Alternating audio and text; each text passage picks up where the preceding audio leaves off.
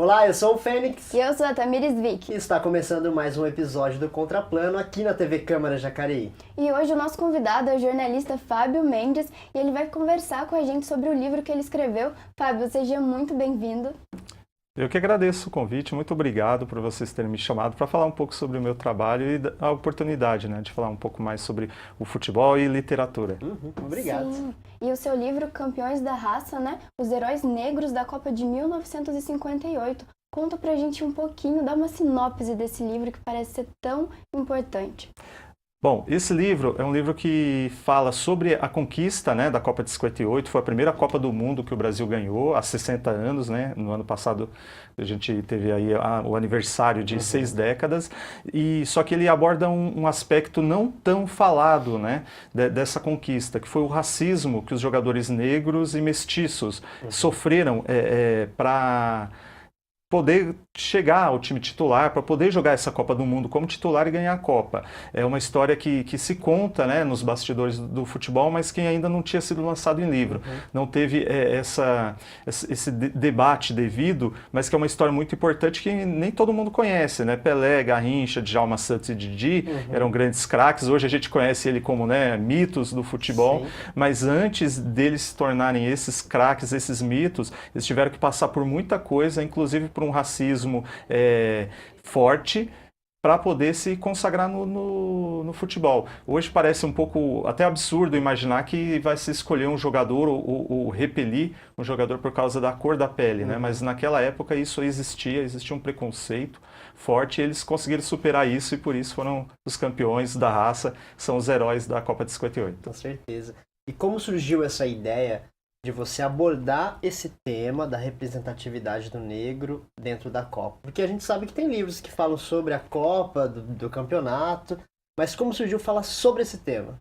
Bom, eu sempre gostei de histórias do futebol, Desde adolescente eu lia muito sobre isso, eu gostava desses aspectos. Sempre me interessou muito abordar temas no futebol que vão além das 4 linhas, a trajetória dos jogadores, o drama e a glória deles, muitas histórias interessantes. E uma das que mais me chamou a atenção desde sempre foi essa história da Copa de 58, que eu li falando a respeito, de que havia relatórios, documentos, inclusive, falando que os jogadores negros não podiam ser aproveitados no time porque eles tinham uma inconsistência emocional. Então, assim, usando o linguajar, eles amarelavam em jogos importantes. Então, existia essa ideia preconcebida, inclusive ela foi usada como justificativa para as derrotas em 50 e 54, e por causa disso o time começou quase que totalmente branco no primeiro jogo da Copa de 58.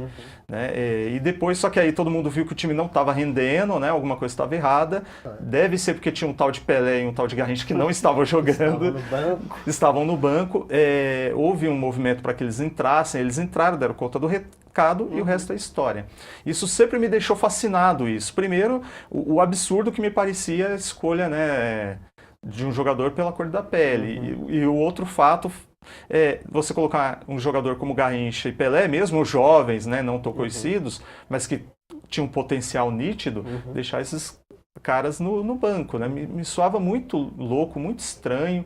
Então, para mim é uma história até meio cinematográfica, aquela coisa da volta por cima, da redenção, do herói que é abandonado, mas depois ele assume as rédeas, da história e leva para a vitória. Eu sempre achei mais do que cinematográfico, achava hollywoodiano, achava interessante. E eu pensava, um dia alguém tem que escrever esse livro, contar essa história. O tempo foi passando e eu vi que os personagens, os jornalistas que viveram a época, não tinham escrito nada a respeito. Então, foram morrendo, inclusive, com o passar do tempo, Muito tempo se passou. E aí eu acho que eu senti que era hora de alguém escrever. E como eu conhecia a história, sabia do que se tratava e tinha aquela paixão pela história em si, um carinho pela trajetória, eu falei, talvez seja a minha vez de escrever, talvez eu tenha que escrever. Não precisa ser alguém que viveu a Copa de 58, que cobriu a Copa de 58. Pode ser uma outra pessoa e quem sabe serei eu. Então eu comecei a me debruçar, passei 2 anos fazendo pesquisa, falando com um monte de gente, até que eu consegui lançar o livro no ano passado. Muito bom, parabéns. Parabéns. Obrigado mesmo, Fábio. E a gente tem um quadro aqui no programa programa que se chama Fala Aí. E a gente vai para as ruas, a nossa equipe vai para a rua perguntar para as pessoas o que elas acham sobre o que a gente está conversando aqui. Então, como representatividade é uma palavra que vem, né, se popularizando cada vez mais, principalmente nessa questão racial, a gente foi perguntar para as pessoas a importância da representatividade negra, tanto no esporte como nas artes em geral. Então, vamos conferir no nosso quadro.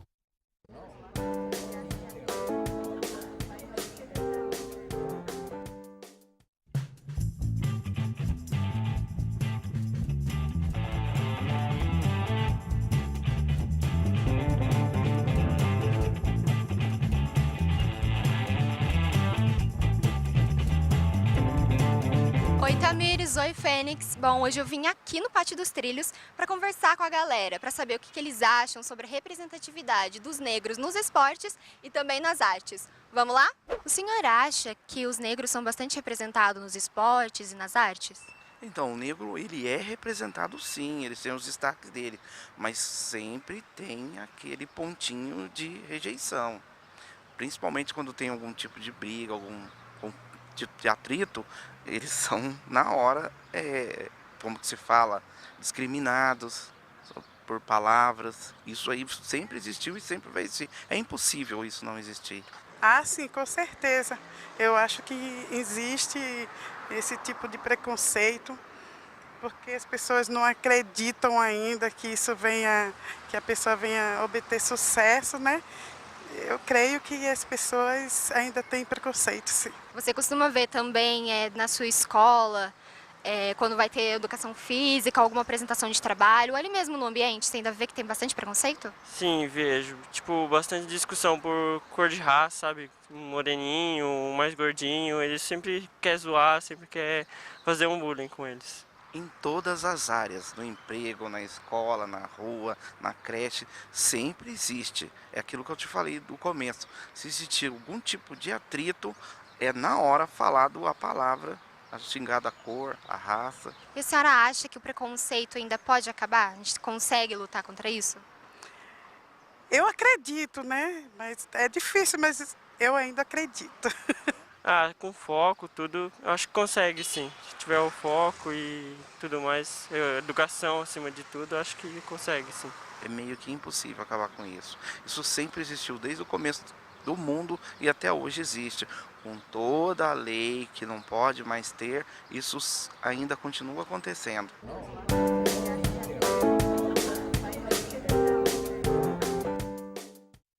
Obrigado, Karen. Fábio, então a gente vê que o preconceito está presente, não tá só em 58, mas está até hoje. Como que você vê essa representatividade, então, no esporte, na arte, nos dias de hoje? Bom, no esporte, na verdade, de acordo com algumas modalidades, né? A gente tem uma representatividade forte e o futebol é um bom exemplo, né? A maior parte dos jogadores, dos grandes jogadores, você vê muitos negros, muitos mestiços. Alguns outros esportes não têm essa representatividade tão grande.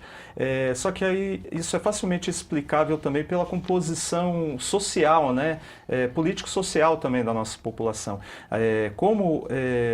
O brasileiro, né, ele foi na formação da população, ele sofreu impactos fortes com a escravidão, demora muito mais para a população negra atingir posições de destaque em alguns setores. Então a gente tem isso em termos profissionais, em termos sociais mesmo, e por isso é muito difícil você ver, por exemplo, em esportes ditos de elite, você vê um negro se destacar. Né? O futebol, inclusive, é um fato curioso. Quando ele surgiu no Brasil, o futebol no Brasil era um esporte majoritariamente branco. Mas por quê? Porque só a aristocracia, a fina flor das sociedades do Rio e de São Paulo disputavam o esporte. Então o negro era totalmente alijado desse processo.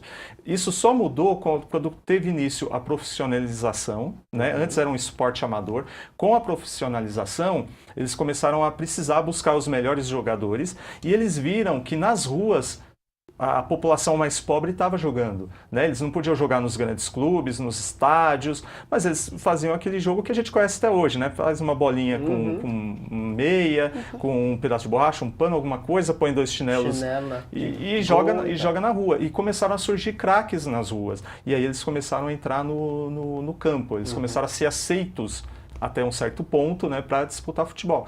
E isso fez com que o negro fosse ganhando espaços importantes no futebol.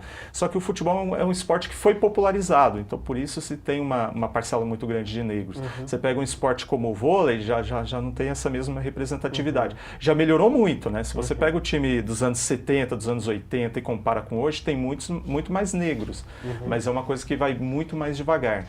A representatividade do negro, inclusive, geralmente é muito associada ao futebol apenas, né? E alguns segmentos da arte, principalmente a música, né? Porque a gente recebeu uma herança muito forte, né, da música africana, então tem essa ligação automática que é feita, né? Então, na verdade, é um espaço importante, mas ela também evidencia o quanto o negro está alijado de alguns segmentos da sociedade. O quanto ainda está segregado, né? Exatamente. E isso se tem um reflexo muito forte, inclusive, no aspecto social. Se você vê um negro num carro de luxo, um carro grande, a primeira coisa que você olha é falar, ou é jogador de futebol ou é músico. Ele pode ser um doutor, ele pode ser um empresário, né? Ele pode ser um banqueiro, ele pode ser qualquer coisa. Quem quiser. Mas a gente está muito acostumado também a esse estereótipo, porque na verdade é a formação da nossa sociedade, né? Então as pessoas estão acostumadas um pouco, têm um olhar treinado para esse tipo de cenas. Então é muito mais difícil você assimilar um negro bem-sucedido em áreas que não sejam o futebol e a música. Isso é um sinal de que a gente ainda tem muito para evoluir. Com certeza. E, Fábio, aqui no Brasil a escravidão acabou no século XIX, mas na década de 50, 60 a gente ainda vivia uma época em que a segregação racial, por exemplo, lá nos Estados Unidos, o movimento dos direitos civis, com Martin Luther King, que influenciava muito do que acontecia aqui também, toda essa discussão estava muito ávida, muito grande. Existiam casos de que, por exemplo, os negros não podiam usar o mesmo ônibus que brancos, o mesmo banheiro, então coisas absurdas. Que tipos de preconceitos os jogadores viviam nessa época que você traz assim no seu livro? Então, o Brasil ele tem uma diferença grande, né, em relação aos Estados Unidos no que diz respeito à segregação. Os Estados Unidos tinham uma segregação muito mais forte, né, que tinha esses casos, né, que inclusive geraram esse movimento dos direitos civis, que era a segregação. Tinha ônibus para negro, um ônibus para branco, ou quando misturava o negro não podia se sentar, né? Teve até o caso, acho que da Rosa Parks, né, que se rebelou contra isso, né, contra esse absurdo. No Brasil, a gente já tinha uma coisa muito mais uma coisa tão forte, mas muito mais oculta, muito mais escondida. E isso se explica um pouco também por causa da miscigenação do brasileiro, né? Nos Estados Unidos, pelo menos naquela época, era muito difícil você ver mulatos, geralmente não havia essa troca, né? Interracial de um branco casar com negro, e isso ficava muito mais nítido. No Brasil, o racismo era tão forte quanto nos Estados Unidos, só que era muito mais oculto, né? Então você não tinha essa segregação direta, mas você tinha conceitos que eram praticados contra o negro. E esse é um exemplo claro do futebol. Ninguém chegou para o Pelé e falou assim, Pelé, você é negro, então por isso você não vai jogar. Só que se trabalhava com esse conceito de inferioridade em algum aspecto, e ele era usado como argumento para fazer essa distinção. Então, por exemplo, tinha essa ideia de que o jogador tremia, né, o jogador não tinha uma força psicológica em jogos importantes, em momentos decisivos, que o negro tinha essa deficiência. Então, com essa ideia em voga, na hora de montar um time, você pensa, tem que montar um time com gente que não treme. Então aí, quem que eu vou colocar? Então já isso servia como um estímulo, um argumento para você embranquecer um time ou para você tirar um jogador X ou Y. Então no Brasil existia muito isso, né? Existe até hoje em relação a goleiros, né? Acabou com aquela coisa que o jogador negro treme, mas tem a ideia de que no gol o goleiro negro não é confiável. Até ano passado, o Edilson, ex-jogador, que é negro, falou isso do Jailson, goleiro negro do Palmeiras. Que ele estava jogando muito, né? Estava numa ótima fase. Ele falou, essa fase vai passar, porque goleiro negro é assim, uma hora falha. Né?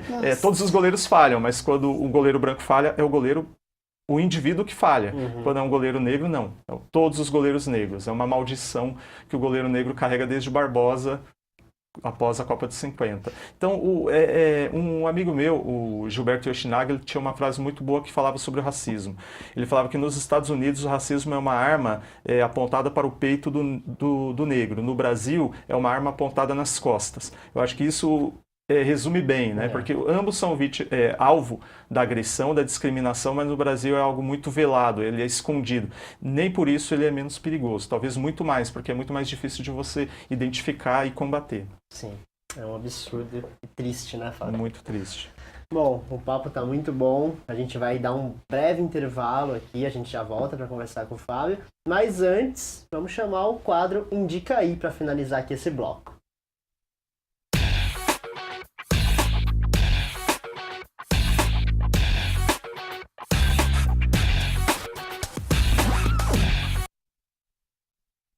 A indicação de hoje é o primeiro longa-metragem independente produzido aqui na cidade de Jacareí, o filme Steve Cico.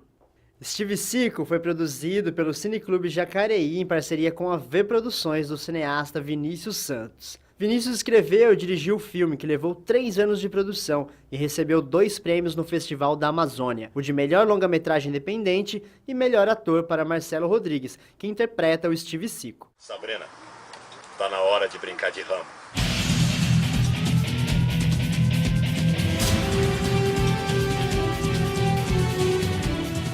Steve Cico está disponível no YouTube, conta com mais de 240 mil visualizações e com mais 2 continuações. Steve Cico, Missão Popovski, lançado em 2015, e Steve Cico, A Última Porrada, que está em fase de pré-produção, com lançamento previsto para 2020. Peguem essa dica aí, corre no YouTube e assiste o longa, que é bem bacana, é bem engraçado, é divertido e várias cenas são rodadas aqui em Jacareí. O cara tem um currículo invejado, foi treinado por Chuck Norris. E a nossa segunda dica é o livro ilustrado Careca Bonita, Enfrentando o Câncer com Autoestima, da escritora Sônia Niara. No livro, a escritora conta um pouco da sua história na luta contra o câncer, mas com uma perspectiva diferente, falando sobre a importância de se amar, se cuidar e de se sentir bonita, sem se preocupar com padrões de beleza. Livros são uma ótima companhia, e com este aqui, parece até que a gente conversa com a escritora, além das ilustrações que trazem o passo a passo e vários tutoriais de saúde e beleza. Para adquirir o livro é facinho, você pode procurar no site sonianiara.com ou direto na amazon.com.br.